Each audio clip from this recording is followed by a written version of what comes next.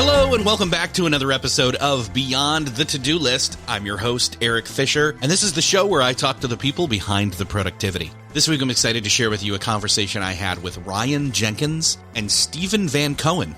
I got the opportunity to talk to them about their new book, Connectable: How Leaders Can Move Teams from Isolated to All In. And in this conversation, we're talking about something we've never talked about specifically or drilled down this deep into it in this show, which is the topic of loneliness. And in this conversation with Ryan and Stephen, we talk about gaining awareness on how loneliness can impact work, both in person and remote, how we can assess the strength of an individual or team's connection and how to improve it, how to identify isolated or burned out workers and what to do about that, and how we can create environments of connection in the workplace. And again, this is on an individual level and a macro level. I really found this conversation and the book both fascinating, and it's a great topic to discuss. And you may be thinking to yourself, well, I'm not lonely. I enjoy working by myself. Yes, that's true. Same for me. However, there are definitely some aspects to this that are applicable regardless of if you're an introvert or an extrovert, an in-person worker or a remote worker. There's research and findings in this book and conversation that I think you're going to find fascinating. So I'll just get out of the way and say, enjoy this conversation with Ryan Jenkins and Stephen Van Cohen.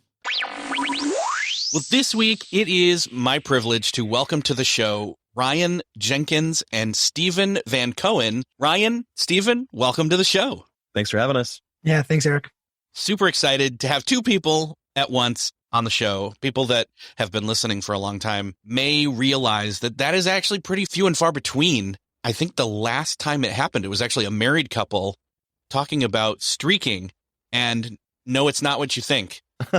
Go look it up. It's about completing streaks of activity, habits, all that kind of good stuff. But that's not what we're talking about this week. This week, we're talking about your new book coming out in March called Connectable: How Leaders Can Move Teams from Isolated to All In. And as soon as I understood what the book was about, I thought, oh, this is genius, because I've been living this for, well, everybody's been living this in some sense or another for the past 2 to 3 years now, and we'll get into that. But I've been living this. I've been, working remotely and having questions of what's wrong with me? Why do I feel lonely while I'm working from home all day? This is kind of a perfect scenario for me, being an introvert. I get my energy from being by myself. So why don't I feel more healthy? So I'm very curious. How did you get into the thought process of this book? I'm not assuming you stumbled upon it, but I'm interested in what were the indicators that said, there's enough here and a real symptom/problem that we need to address?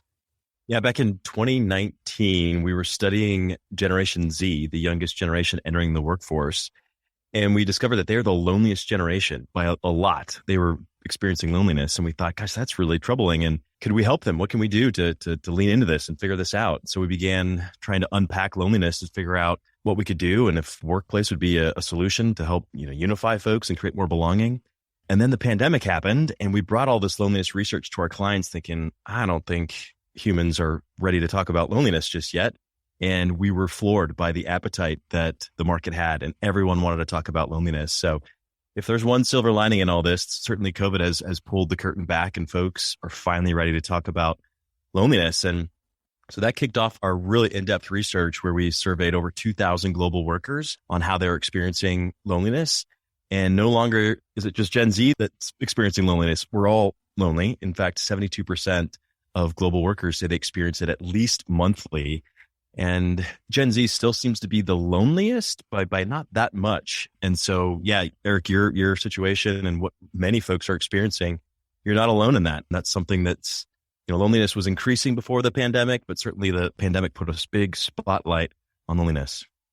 I'm curious, what is your definition of loneliness? We often start there because when we start to talk about a topic on the show, I like to get clarity. I like not just summarize, but clarify, because often what we think of as a definitively just everybody knows the answer to this word, or everybody's on the same page definition wise of a word. Come to find out, often, no, that is not the case. We are not on the same page. And so I think what some people might think of as loneliness or even something shameful about being lonely, in other words, they're not on the same page. So what is your definition of loneliness? And do you think that maybe contradicts what most people think of when they think of loneliness? So I'll give you two definitions, Eric. One is a kind of a macro high level definition, which is loneliness isn't the absence of people, it's the absence of connection, right? So oftentimes when we think of loneliness, we think of someone who just doesn't have access to other human beings. That's not the case, right? You can be in the office surrounded by people and still feel overwhelmingly lonely, or you can be a remote worker who doesn't get a lot of face-to-face time, but you can feel really connected to the people you're interacting with regularly. So it's really about the connection between people more so than the frequency of interaction between humans. The other definition is how we define loneliness as it relates to work, because, work is really where we have an expertise as it relates to loneliness. And we define workplace loneliness by the distress caused by the perceived inadequacy of a quality connection to teammates, leaders, the organization, and the work itself. And what's really important with that definition is the perceived inadequacy. Loneliness is an emotion, right? Which means people feel it very differently. So for every individual, whatever that perceived inadequacy is going to register differently. So for you, Eric, being the introvert that you are, how you define and feel lonely is obviously going to be different than someone like me who's an extreme extrovert. So in the book, we talk a little bit about the differences between the two, but as far as definitions go, that's a pretty good place to start. Well, and I want to call that out real quick, is you just made that distinction of saying loneliness affects everyone, not just introverts, which is typically what I think some people would think of. Oh, you're lonely. You'd think of it the other way. Sorry, that extroverts would have, issues with loneliness because of a lack of people being around, which I'm glad you gave your definition that it's not a lack of people, it's a lack of connectedness. Exactly. Yeah, you mentioned too in prior response there, Eric, about shamefulness. And I think that's why we've been avoiding loneliness for so long. And that's why we didn't think a lot of our clients would want to talk about it, because it's still shrouded in so much shame. And we try to destigmatize that. Loneliness really isn't shameful. It's certainly just a signal, right? It's a signal that we belong together. It's akin to hunger, right? If you have a hunger pain, well, then you should go get some sustenance and eat something. Same thing. If you're experiencing loneliness, there's nothing wrong with you. It's a universal human condition. And so it's your cue. It's our biological nature's nudge to go connect with somebody, find your tribe and to invest in others. And it's just something that is, we argue in the book, and we feel like we make a really strong case that belonging, the sense of connection with others, is the strongest human need that we have. It might not be our most urgent, but it is one of the most important ones that we have. I love that you connected it to hunger, because that's what I was thinking about earlier. Well, when I was hungry, I was like, oh, you know what? It is kind of like that, because, hunger, pain is maybe an overrated way of stating it. Unless you're in extreme hunger, pain is probably not the right word. You're just hungry. But loneliness, you could have loneliness pain, so to speak. It's not like an injury, but it is emotional and it is stressful. So I'm glad that you connected it that way. Well, let's talk about pain for a second, because the most eye-opening research Ryan and I came across is how the brain essentially registers the feeling of loneliness, right? And what has happened over lots and lots of years of our evolution, the neural network, the wiring in our brains, the part of the brain that lights up when we are registering and feeling physical pain, essentially the part of the brain that says fight or flight, hey, you're in danger. That part of the brain is the same part of the brain that lights up when you're feeling lonely, when you're feeling rejected, when you're feeling isolated. And the reason is because lots of years ago, when we had to battle saber-toothed tigers and woolly mammoths, we knew that if we were either left from the tribe, or if we got lost from the tribe, or if the tribe kicked us out, our chances of survival plummeted. And our brains figured out a way to make sure that we were one with a pack, and we had a community of people to help us survive in those early years. And that's why we use words like, a broken heart, right? Like we tied the terms to physical pain, because that's essentially how our brain is responding to those kinds of feelings. Interesting. And that's what makes, Eric, I think where the rubber meets the road with a lot of your listeners is that, if we're showing up to do the work that we do on a daily basis and we're feeling disconnected and we're experiencing loneliness, we're distracted at best and debilitated at worst, right? And so we can't fully show up and execute like we hoped we can or deliver for customers and clients because we're distracted by this pain that we're experiencing. In the book, we talk about, imagine coming out into the UFC ring and getting socked in the stomach and then still being able to perform. And it's like, well, have you ever been socked in the stomach and then been asked to continue to do your work? Like, of course not. But essentially, that's what we're talking about here, right? Is that your brain saying, no, something's off. We need to fix this before I can focus on anything else. And so if we want to, kick our productivity into hyper gear, really focusing on our connection and making sure we're nourishing these relationships and creating a sense of belonging is really important. Yeah, I do want to dive a little deeper and jump into the specifics of not just loneliness, but workplace loneliness. And I think you've hit it already on the head and kind of transitioned to there a little bit, is because when you talk about productivity, one of the main words that comes up is focus. And one of the main things that comes up with focus is reducing or eliminating distractions and interruptions. And let's face it, those either come from technology or people through technology for the most part these days, or the person, that walks by and knocks on your cubicle door or your workplace door or whatever. But for remote workers and having been one for many years prior to the pandemic, it was this strange, unidentifiable, akin to hunger type feeling where it was like, wait, I don't understand what's going on. Like, I'm home by myself. I don't have all these interruptions. Why do I feel so off and unmotivated and connected? And this is exactly why. It's exactly why. And you're alluding to one of the real problems and one of the major culprits for why loneliness is, running rampant as it is right now. In our research, there are a few key driving factors, one of which is busyness. And busyness is a very big problem as relates to people finding time to connect. And if you ask 100 people, how are you doing? 95 of them are typically going to respond by saying, I'm just so busy. I'm so overwhelmed. There's just so much to do. My to-do list is running rampant. And the feeling of our busyness precludes us from taking time to just connect and carving out 20 minutes to just really catch up with someone and see how they're doing. And, unless we're intentional about creating that margin to go above and beyond, hi, how are you? What's new? How was your weekend? We're typically just not doing that naturally because we're so busy and overwhelmed. And as a remote worker, it becomes even harder because everyone's on a 15-minute deadline, right? We don't have the time to do what we need to do to feel more connected with one another. Yeah, I think one of the things that I appreciate for my day job is we typically leave 5 to 10 minutes, depending upon how many people are in the video call. Let me put it that way as a disclaimer, because you can't do it with 10 to 20 people, but you can do it with 5 to 7, where we all go around and say, hey, how you doing? Or just get into actual chit chat. In other words, intentionally start the meeting or the meat of the meeting slightly delayed so that people can connect, because everybody's in different timetables and time zones and time frames and deadlines. And so that's been one small sliver of symptomatic, at least, addressment. Maybe not necessarily addressing of the actual problem, but it's a start. Yeah, it can be very helpful. And it does, the research shows it doesn't take much effort. It just takes routine pro-social behaviors. So yeah, like you said, 5 minutes before a virtual or in-person meeting. Research also shows 2% interaction. Loneliness can lessen in as little as 40 seconds. And research also shows that just one person at work, one friend or confidant that you have at work can drastically reduce the sense of isolation and loneliness. So it really doesn't take much, but it really takes intentional effort and continuous effort as well.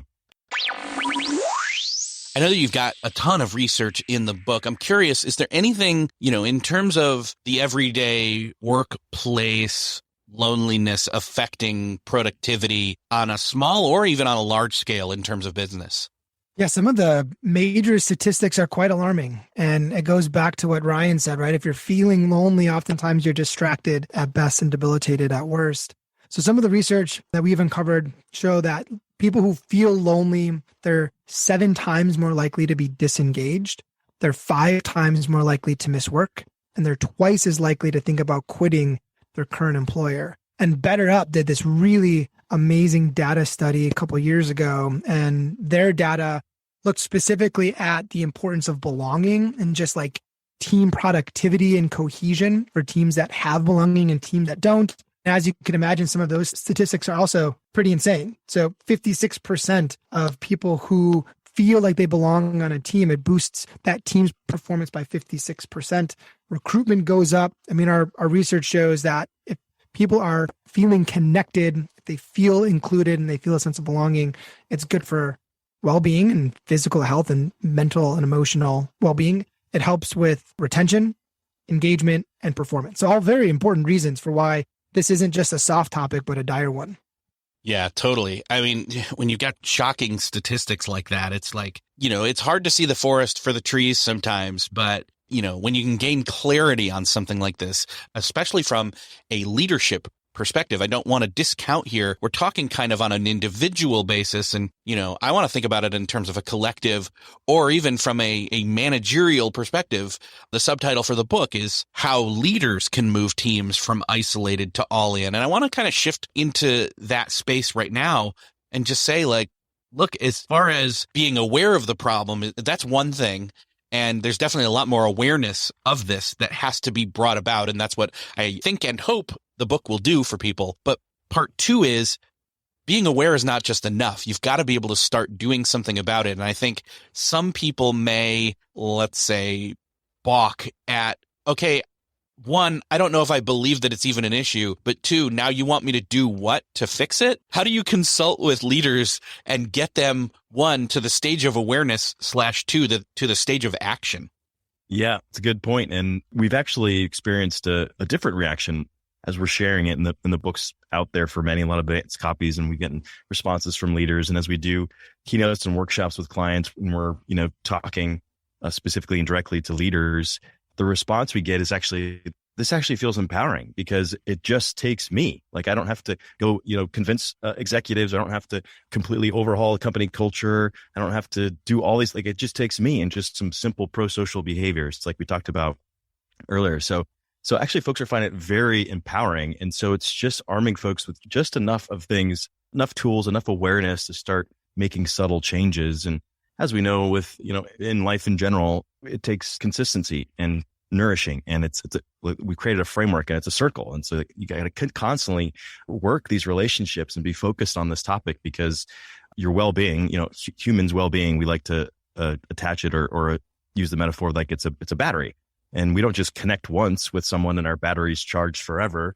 Like, it depletes over time. So we got to constantly find ways to connect, to recharge our batteries. And so, yeah, we find that leaders are finding it much more accessible than they once thought. And just in general, I'm willing to bet your listeners are probably leaning in thinking, yeah, I experience loneliness and I've never talked about it. And maybe a couple of folks have come to mind where you think, oh, maybe I'll reach out to that person or have a conversation about it, because people just are leaning in because we haven't yet talked about it and yet we all experience it. And Eric, real quick, 94% of the leaders we've polled have said that since the pandemic, they feel their team is growing lonelier. Now, not necessarily a massive surprise, right? Because people are just a lot more removed and isolated. But the fact that 94% of leaders are admitting that, hey, this is something that is a new threat, right? This is a new thing I'm needing to deal with. And they're recognizing that, hey, I have to do something because whoever's felt lonely before understands that this is a big deal. Yeah, definitely. And I think that's right. I mean, I was second guessing myself as I was listening, but I think to myself, no, you know what? If anybody brings this up now, I think we've all experienced enough disconnect and not being connectable and just loneliness in general over the past few years and then some to maybe say, wait, maybe there is something to this. So yeah, maybe you're right. I know you're right. There's actually a lot of resonance going on here, I think, in terms of what people are thinking with this being true and this being definitely not just symptoms of the pandemic, but overall a larger problem. I'm curious though, for an individual as well as for a leader, what are the ways that you would suggest we identify / address if we're lonely, which most likely we have at least some tendency to go there, if we can identify a worker or ourselves as being lonely or burned out? We encourage teams and leaders to just assume that there's folks on your team that are feeling isolated and disconnected. Just start there, because it's not a matter of if your team's lonely. It's just a matter of how many of them are feeling detached and disconnected. Some simple things to look for. We've identified 10 identifiers in the book. I'll just go over a few of them. One is this idea of a lack of learning and development. So if you see someone's curiosity drive or their growth mindset kind of going backwards, and they have limited participation in training, they've got a disdain for extracurricular activities, they're not asking a lot of questions, that could be a signifier that someone's detaching. A change in routine. What's important there is leaders understand, or even team members understand, the behaviors and routines of the folks that are in the organization. So they have an idea of when routines are broken. That can be a subtle indicator. They skip or resent meetings, right? They're not apologizing for being late. They're perhaps keeping their camera off for an extended period during video meetings. And I think one that probably is most surprising for folks is this idea of excessive working. So they're spending too much time working as a way to avoid personal responsibilities. And that can point to an imbalance in social relationships. And that can show up very specifically, like if folks are volunteering for too many projects, they're piling up their vacation days, they're returning emails late at night. These are all subtle cues. And I think the other thing that's important, and we're talking about, the book is addressed at leaders. And because one of the reasons we wanted to address leaders and wrote it for leaders is if someone's experiencing loneliness, they do the opposite of what they should do. So they turn inward instead of turning outward to create connection. And so it's really important for the tribe, for team members and leaders, that if we identify someone that's, has these tendencies or these behaviors of detachment, is that we have to do something to pull them back in. Because if not, they continue to turn inward. They continue to point their attention and hyper vigilant on their emotions. And then they're more likely to distrust others. And so it's just this downward spiral, and it's a snake that eats itself. It's a really tricky emotion. And so that's why it's so important for all of us to make sure to keep tabs on our tribe and to keep pulling folks in and constantly stoking the sense of belonging that exists on our team. So those are a few things to keep out for. And again, another reinforcement as to why all of us need to be aware of it, so that we can do something about it ourselves if we're capable, or we can pull others in that might be experiencing disconnection. Now, I know that one of the things that somebody's saying out there right now as they listen is, okay, I get it. If I identify it in myself or someone else, something does need to be done. However, I am just so busy, and we all are. So they don't want to suddenly upend their entire calendar or, block things off, or vice versa, add on too much like you were just talking about. What are some of the individual, or probably a better way to put it is, what are some of the instant or immediate, maybe quick wins in terms of, if I notice it in myself, what can I do? Or if I'm a leader, what can I do not to come across as having like an intervention? Yeah. So I have 3, Eric, that I'll share. But before I share the 3, I'll share just a really quick story, because I feel like it sets some good context for how quickly you can feel less lonely. One of my clients, she's up in Canada, and really during the heart of all of the, restrictions, she said she was only able to go outside essentially and interact with other people during her dog walking trips. And she would walk her dog 3 or 4 times a day. So she's a middle-aged woman. Her kids are all grown. She lives by herself. And she said, I'd never once felt lonely. Like, I was by myself all day long in my apartment, but I never felt lonely. And she said, the reason is every time I would go walk my dog, I made it a point to smile and quickly chat with 3 people that I passed every single day. And she said, I started to keep a tally, and I was, running up to like 10 to 12 people that I was having these very kind of micro interactions with. And she said that was enough for me to feel like I'm still a part of this humanity. Like I'm a thread, right? Kind of in the collective embroidery of the people around me. And for her, that was enough. So there's 3 things that people can do today that don't take a ton of time or energy, but make a difference. The first is to trade high tech for high touch. And essentially what that means is to just exchange 1 email, 1 text message, or 1 IM for a quick phone call or a quick face-to-face get-together via Zoom. So it's not upending your entire communication plan for the day. It's just 1, right? And if you can do 1 extra, more pro-social communication with somebody else, that's enough to feel more connected. The second is to employ a strategy that we call be where your feet are. And no surprise, social media and technology are one of the primary reasons why people feel lonely. So if you could dedicate just certain like points throughout your kind of typical day where you decide not to pick up your cell phone. So for me, it's when I'm in my kids' playroom. Like when I'm with my kids in their playroom, that's a phone-free zone. When I'm at the kitchen table, that's a phone-free zone. And for me, as the extrovert that I am, when I'm waiting in line, that's a phone-free zone. And I choose these specific spots where I decide not to use my phone because it allows me to look up and actually interact with the people around me. So being where your feet are is a really good way to feel less lonely. And then the last one is to identify the beneficiaries of your labor. One of the quickest ways to pull someone from feeling disconnected and lonely back into feeling like an important member of society is by understanding the impact that your work has. So when you can have a straight line between what you're doing and the impact that that's having for others, you feel important. And that feeling of importance lessens loneliness in a really big way. So those would be the three: trade high tech for high touch, be where your feet are, and identify the beneficiaries of your labor. Very cool. I think that, as I'm listening to those, I'm identifying in myself what that means on not a motive level, but a subtext level, maybe, that in terms of trading the high tech for high touch is kind of an intentionality shift. In other words, being a little more intentional to connect a little bit more instead of the passive, just shoot off a quick text, have the phone call or have the video call, or even meet in person if you can do that. The phone-free zones is kind of, again, going back to boundaries and eliminating distractions and things like that. And that all of these lean towards a shift in perspective to, again, add to your own self-awareness of not just your own thoughts, feelings, etc., but your surroundings, your external context, if you will. Well said, well put. And I think it's important to reinforce here that communicating isn't necessarily connecting. Communication happens in one part of the brain, connection happens in another. And, we're all communicating way more than we ever have been before, right? Every text and email, phone call, we're communicating more and more than ever, but are we actually connecting? And I think if we sit with that question for a bit, or you think about some of your past communications, there's probably not a lot of connection that's occurred. So sometimes it's just asking an insightful question, or it's just arriving a little bit early, extra early to a meeting where you can just be a little bit more aware. And, if we can create that extra margin in some of your conversations and meetings, it can make a huge difference to shift from communication to connection.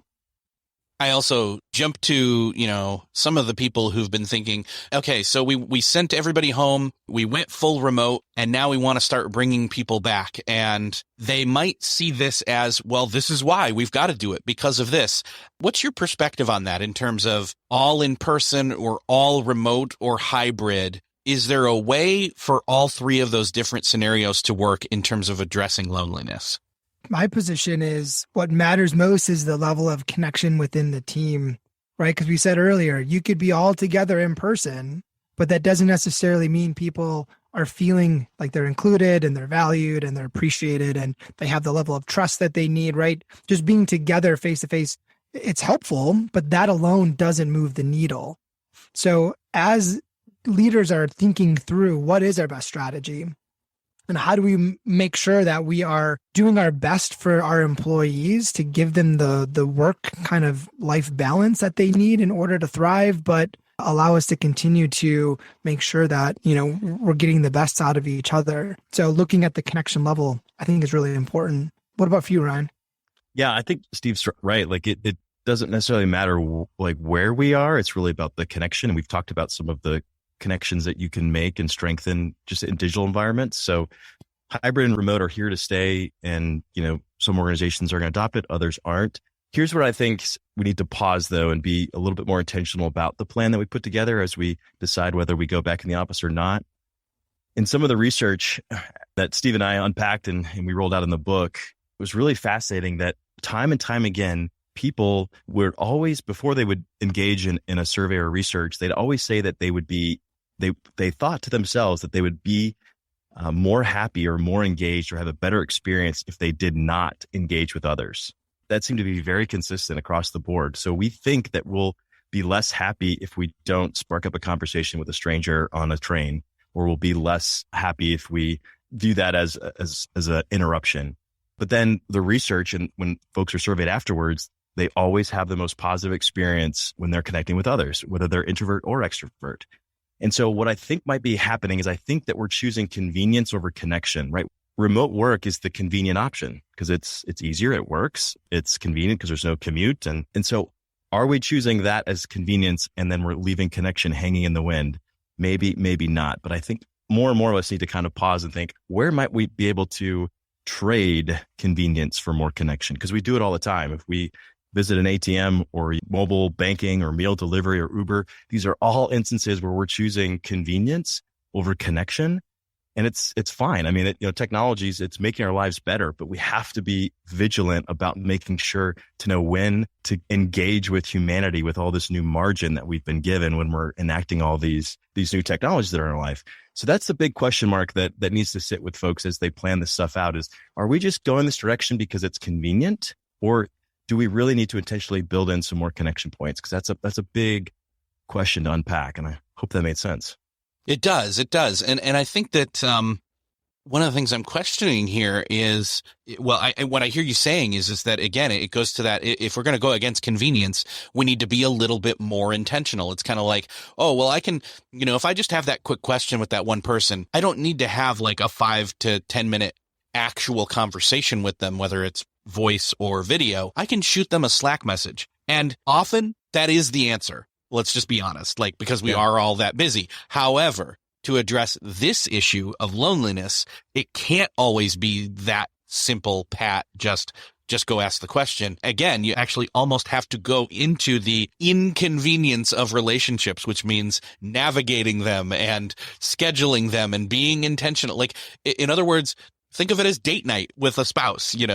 If you don't plan it, if you don't put the work in to make it happen, it doesn't happen. And then the benefit isn't there. And in fact, it's the opposite that happens is it's not a benefit. It's a curse.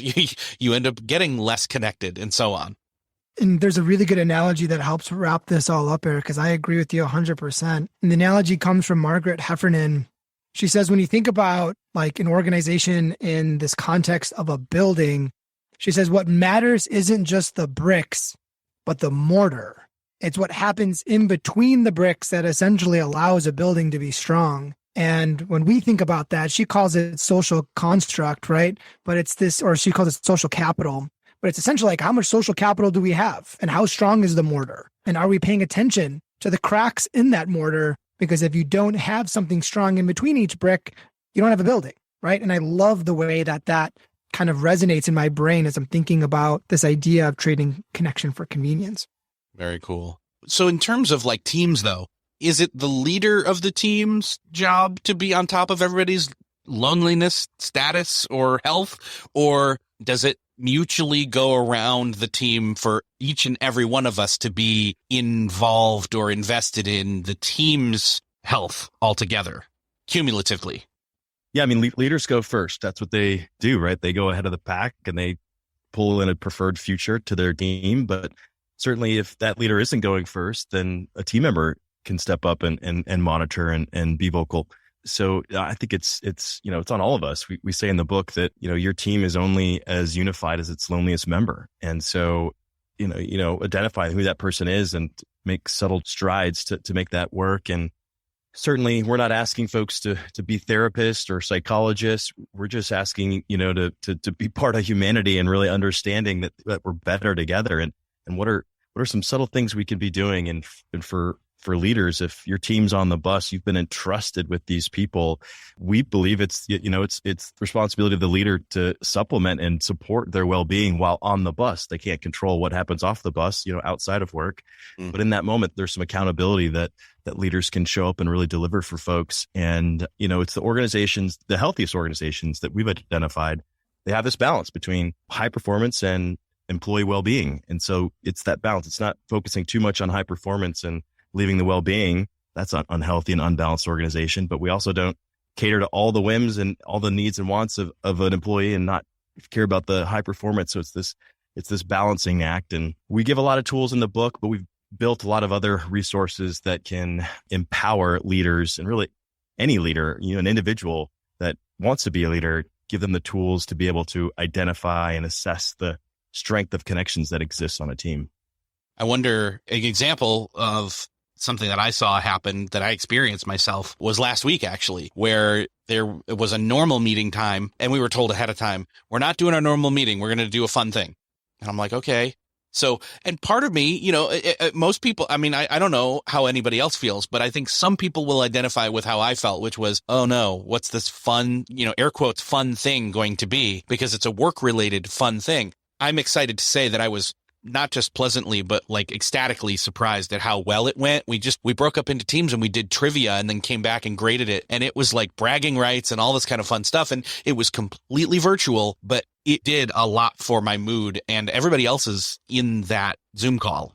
We gave a lot of examples from a woman named Felicia White, and Felicia is the VP of Learning and Development for Church's Chicken. And when you think of fried chicken, you don't necessarily think about like online team building. However, she did this masterful job right during the heart of COVID of really making sure that there were these above and beyond happy hour experiences where people can really connect. And she said something cool. She said, when life events start to take place that impact people on a personal level, you better find ways to get connected with them on a personal level, right? And that's what COVID has done for a lot of companies. But she had things like virtual karaoke, which maybe is sending a panic attack through a lot of your listeners.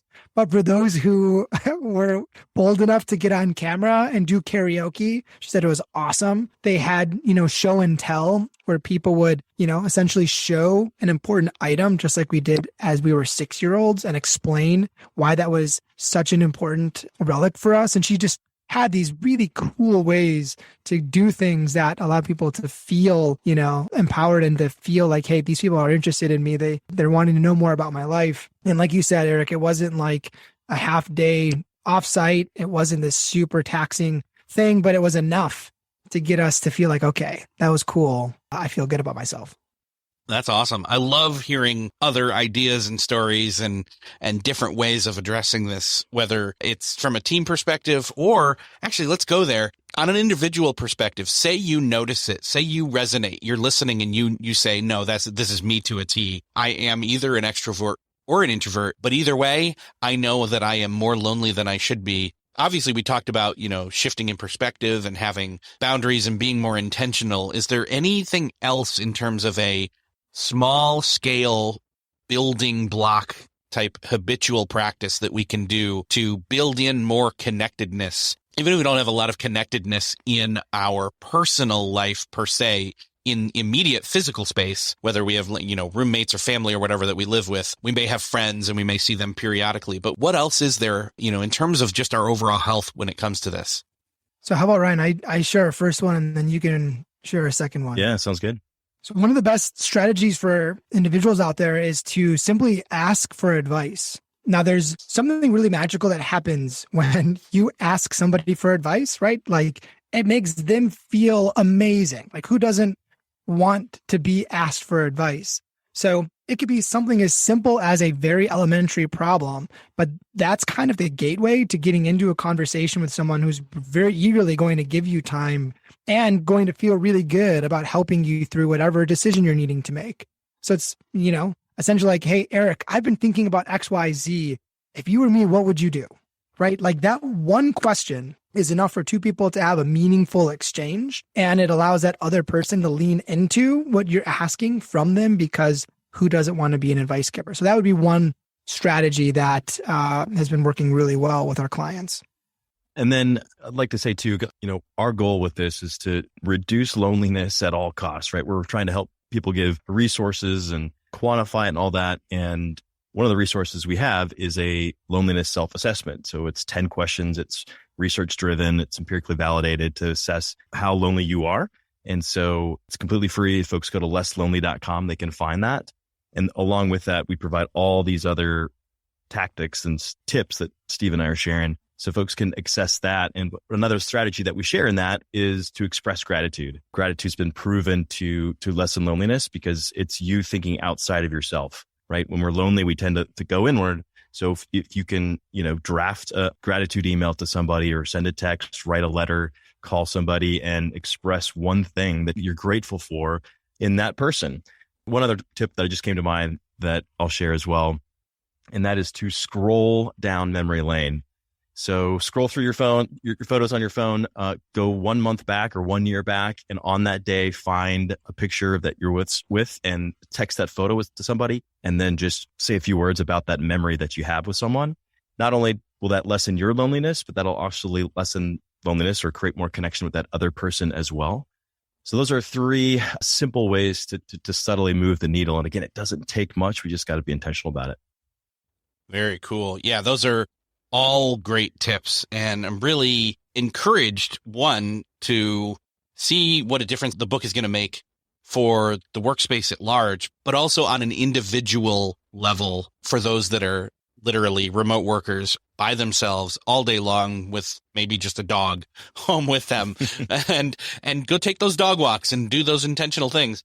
Since the book is coming out basically now in March, I'm curious, is there a best place for somebody to, other than where you just said in terms of doing that assessment, where else can they go or go there to find out more and dig a little deeper into the book and find out if this is something that they can use for themselves or in their team? Yeah, the go-to one-stop shop is lesslonely.com. You can find the book there and all the other resources that we talked about. Again, we tried to just give the kitchen sink as it relates to lessening loneliness. So lesslonely.com.